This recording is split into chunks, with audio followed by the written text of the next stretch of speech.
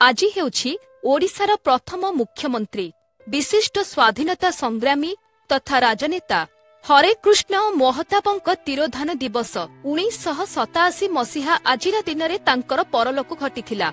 से एकाधारे जणे कुशली राजनीतिज्ञ सुलेखक एवं संपादक थिले। से सेतेबेळर बालेश्वर जिल्लार आगरपड़ा ग्राम रे जन्म ग्रहण करिथिले। स्वाधीनता संग्राम रे छास देबा पई से अधारु कॉलेज पाठ छाड़िथिबा जणा जाय, किंतु तांकर राजनीति साहित्य और सांबादिकता प्रभृति रे दखल रहिथिला। 1930 मसीहारे से बालेश्वरर इंचुडी ठारे लवण सत्याग्रह और आईन अमान्य आंदोलन परिचालना करी 2 थर काराबरण करिथिले। 1937 रे से ओडिशा राज्य कांग्रेस सभापति भाबे निर्वाचित होइथिले। 1946 रु 1950 पर्यंत से ओडिशार प्रथम मुख्यमंत्री भाबे दायित्व निर्वाह करिथिले।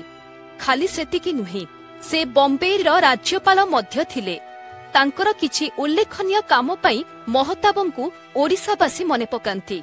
सेगुड़िक हेला गड़जात मिश्रण, कटकरू भुवनेश्वर राजधानी स्थानांतर, कटकरे आकाशवाणी केन्द्र प्रतिष्ठा, बारबाटी स्टाडियम निर्माण एवं हीराकुद बंध निर्माण थिला ओडिशाकू डॉक्टर महताबंक प्रमुख दान।